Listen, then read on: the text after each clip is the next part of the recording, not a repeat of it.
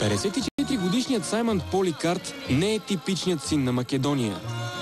Се гордеем за Македония заради това, що та има богато историческо минато.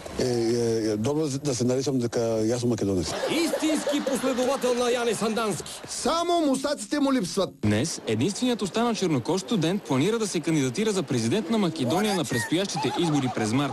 Според мен ще е страхотен македонски президент. Президент не знам, но в песните доста го бива. За девойче, китка шарена,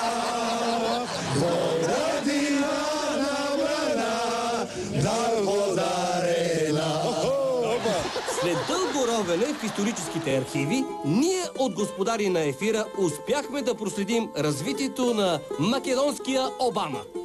Тук виждаме младият Поликарт със своите съученици на бригадирски лагер край Битоля. Открихме го и като деец на Илинденско-Преображенското въстание. Йоу, мен! Ето го и редом със своя братовчет по бащина линия, Омонигмо войвода, след победата при Охрид.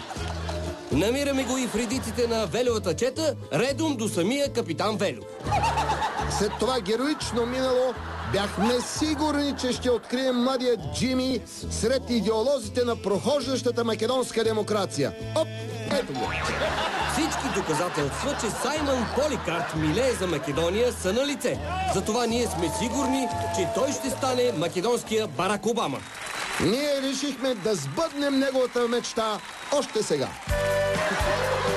Јазе Саймън се кунем дето со пот и со крви ке браним и ке тачим нашата македонска земја. Браво! Со пушка ке фркам, со ножове ке кинем за нея.